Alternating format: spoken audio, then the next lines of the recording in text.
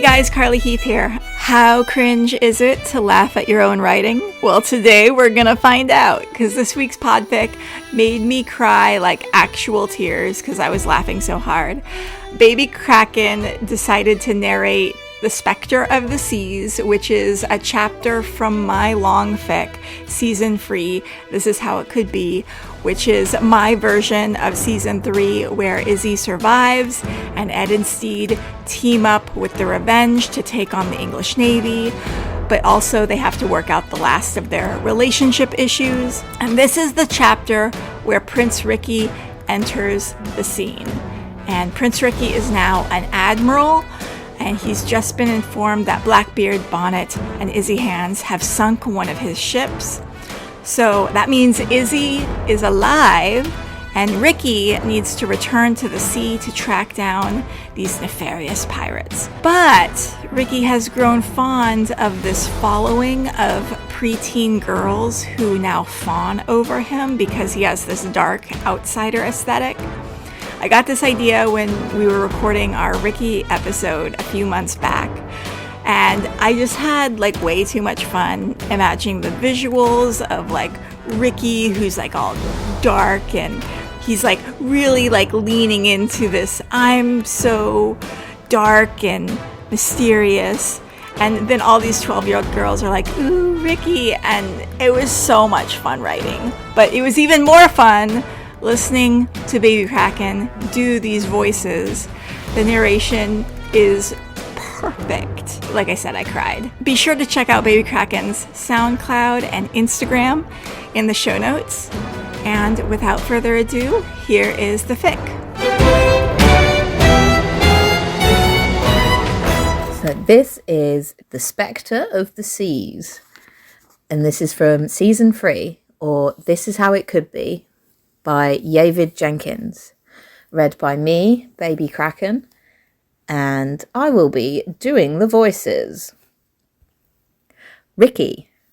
Admiral Ricky Baines was ashore getting the final alterations made on his new coat, a full-skirted Just a Corpse, luxurious black on the outside and lined with red satin, when news came that the HMS Scarborough had been destroyed.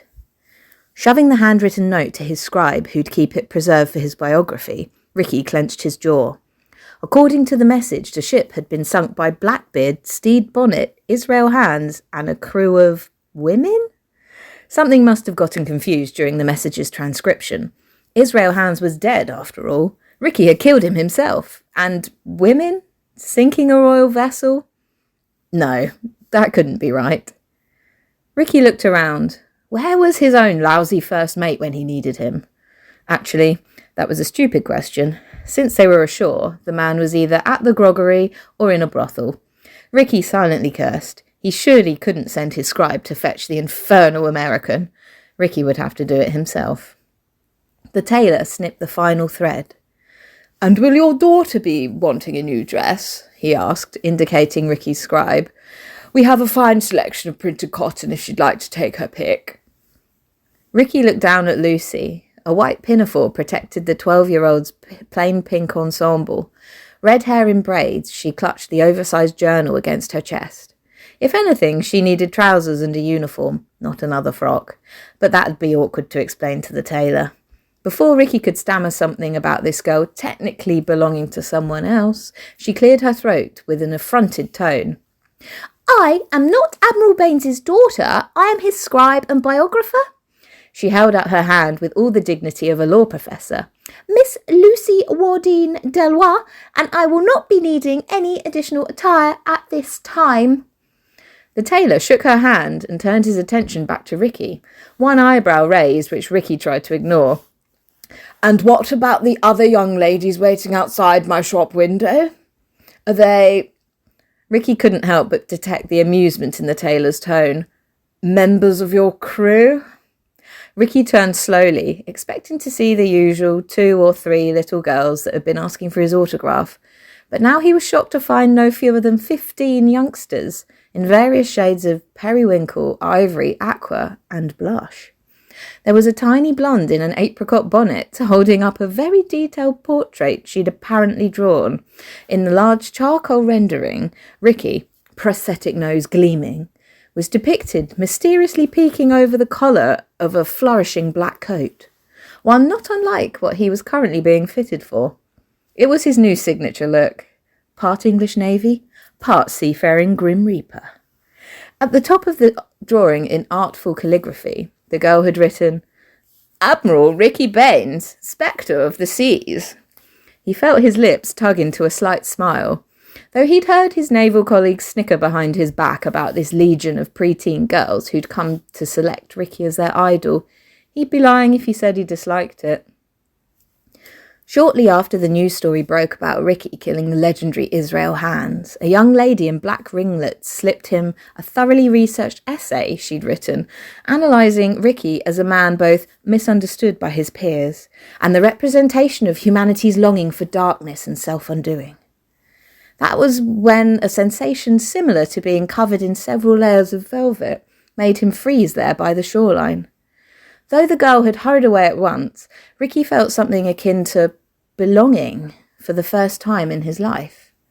These girls, these strange, random girls who would creep out of the crowds to give him a piece of black jewellery, a raven's feather, or a note of adoration, these bizarre little girls.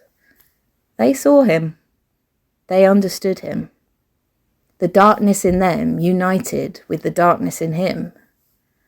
To them, Ricky embodied the uniquely feminine and adolescent experience of being complicated. And knowing he was that for someone, for many, was like a waterfall of warm wax over the wound in his face and the deeper one in his heart. That's how he'd met Lucy.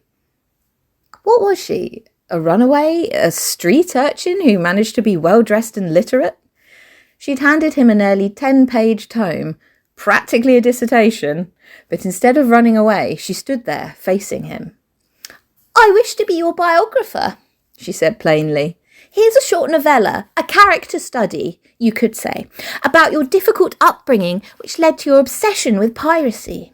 It touches on your encounters with Stede Bonnet and Izzy Hands, but mostly it's the tale of a man who'd been discounted and dismissed his whole life.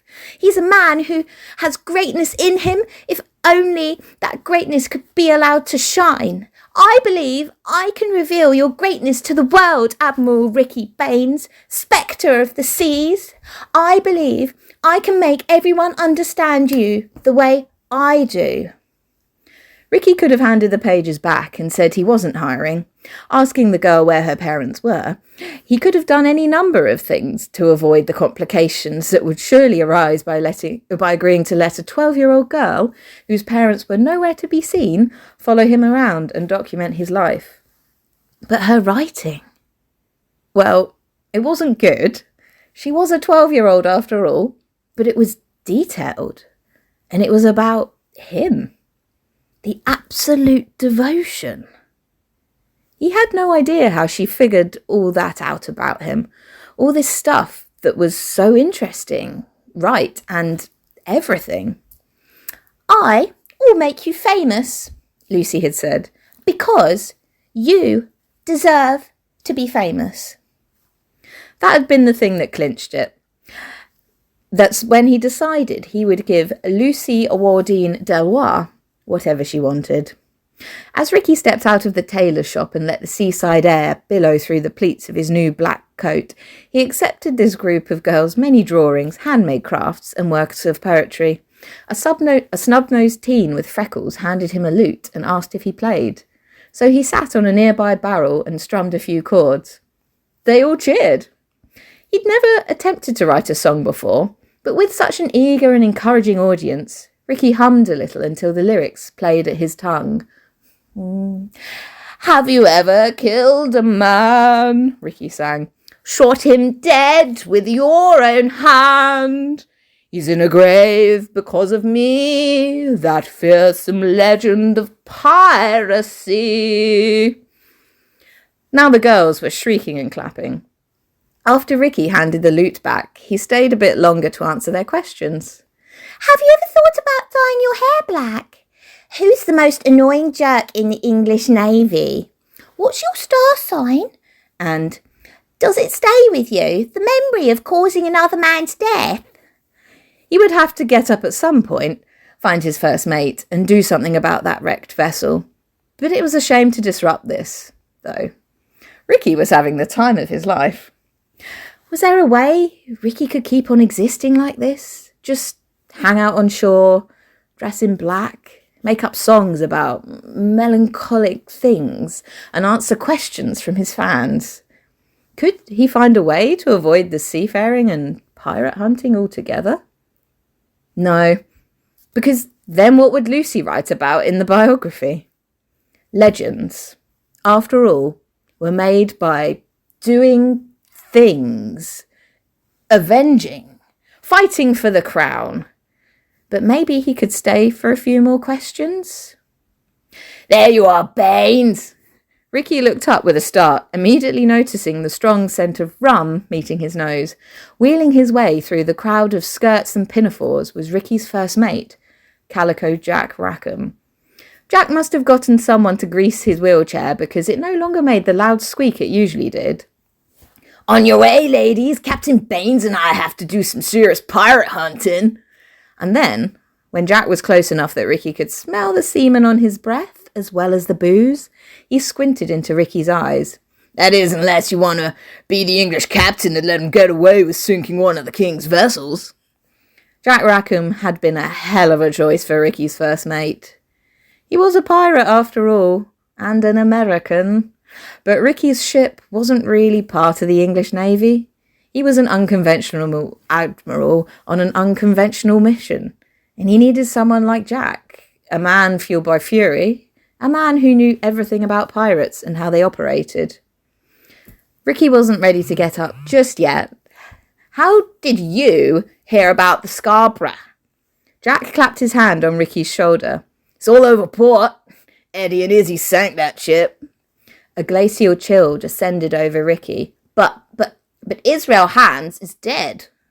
Apparently you need shooting lessons, Baines, because everyone's saying Izzy's back with Eddie and Bonnet. Them and a pack of gals in fishnet stockings done ruin your majesty's vessel. Now are you ready to be a hero? Are you gonna keep sitting on that barrel singing little songs for your girlfriends? At the word girlfriends, the crowd of young ladies tittered. What could these girls be thinking about this revelation that Izzy Hands might still be alive? Ricky knew the killing wasn't really what drew the girls to him. Rather, it had something to do with the injury on his face, his dark attire, and his status as an outsider. Still, Ricky needed to let it be known that he intended to finish the job. Lucy was already scribbling notes in her journal. He stood. We'll chart a course for the Scarborough's last location. Freckles toyed with her bodice ruffles. How long do you think it'll take to track down Izzy Hands? She asked. Sending a look to Jack, who was stroking his moustache, Ricky felt his voice deepen into a growl. Surely no more than a matter of weeks. And you intend to kill him again? This question came from the girl in the apricot bonnet. Just as Ricky was about to nod, a brunette in pigtails clapped her hands. I think you should kiss him, she shouted. The girl beside her nodded vehemently. They were all nodding. His survival is a sign, Pigtails said. You're both meant to heal each other. Jack took another swig of his flask. Whatever expression he wore was hidden beneath his copious facial hair. Surely Jack would have opinions about all of this once they were back aboard the HMS Triumphant. Lucy chewed on her pencil. Yes, I imagine Admiral Baines and Izzy Hands could be quite powerful if they were mateys. All right, enough of this. Ricky gave the girls a bow. The next chapter in my adventure awaits. Come along, Lucy. He turned on his heel and strode for the docks. Let's go, Jack. Bye, Admiral Baines, the girls said in unison. Despite himself, Ricky felt his heart soar. And then a small voice carried on the breeze. I don't think it's an adventure that awaits him, the unseen girl's voice said. I think it's a romance. And such a statement should have inspired Ricky to roll his eyes or scoff, at the very least for the benefit of Jack, so his first mate would know that killing was the only thing on his mind. He didn't, however, because a bloom of golden warmth was spreading through his belly. Israel Hands. Israel Hands was alive. That meant Ricky would see him again, talk to him. He'd definitely be scolded by him. The thought almost made Ricky swoon where he stood. If he could have said the man's name aloud without Jack mocking him, he would have. Israel Hands. Israel Hands and Ricky Baines, united in fate, their stories paired for all eternity. Not a single thing in the world would stop him from finding that man, and when he finally did, it would be the moment of Ricky's life. End of fic. Thank you for listening, and I hope you enjoyed my singing. Please go check out Izzy Jenkins on AO3 and give them all the love and appreciation for this most excellent story. And keep an eye out because I'm doing a version entirely in Ricky's voice. You're welcome. Goodbye, friends. And that was Specter of the Seas. Thank you, Baby Kraken, for reading that. And if you all would like to see and read the rest of season 3, This Is How It Could Be, and start at the beginning and read the whole thing, you can find it on my AO3. I'm Izzy Jenkins on AO3, and I've dropped the link in the show notes. And by the way, if you'd like to narrate anything for the Our Flag Means Fanfiction podcast, do that. There are really no rules or rating or content limitations, whatever you decide to devote your time to. I'll put it up here on the pod. Just get the author's permission first, then email your audio file to ourflagmeansfanfiction@gmail.com. Also, if you want to show the world there's still an audience for Our Flag related content, give this podcast a rating and a review. It really makes a difference. Also, share this podcast on social media, on Twitter, on Instagram. Tell your friends that you're enjoying it. We're also working on ways to get our listeners more involved in the show, of course. For the last few episodes, the co-hosts have been sharing what's the most gay pirate thing that's happened to you this week. Well, we want to hear from you, the audience. What's the most gay pirate thing that's happened to you recently? You can either email us or actually record an audio file telling your story and then email that audio file to us. Again, ourflagmeansfanfiction@gmail.com, and we'll play it or read it on our next episode. Let us know if you want to stay anonymous or if you want to share your name and city. Either's fine. For memes and other Our Flag related hilarity, follow the podcast on Instagram at ourflagmeansfanfiction, all one word. Lastly, if you are enjoying all of these narrations, all these podfics, there is a podfic database. It's a Google Doc that has like 1,000 narrated fics. You can go through that Google Doc and just start listening to hours and hours, years worth of Our Flag stories in the Our Flag universe. Head to our show notes for a link to that. Alrighty, guys, until next time.